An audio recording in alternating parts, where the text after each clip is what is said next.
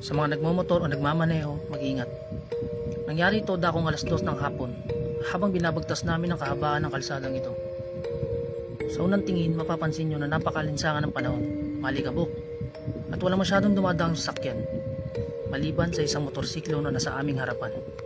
Agad namin itong sinundan. Hindi ganun kabilis ang kanyang takbo, kaya mabilis namin siya nabuntutan.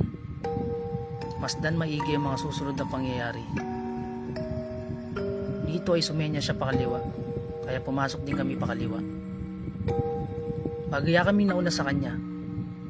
Sa aking kalkulasyon, ay nasa 60 plus ang edad ni tatay.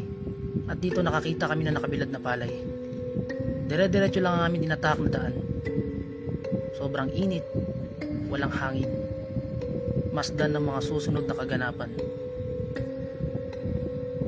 At ilang sandali pa, ay nakita namin ang dalawang batang naglalakad sa ilalim ng init ng arawan.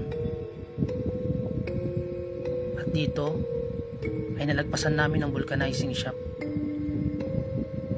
Ilang sandali lamang ay naisipan namin bumaling pa kanan. At nakakita kami ng puno ng mangga. Tignan maiging masusunod na pangyayari.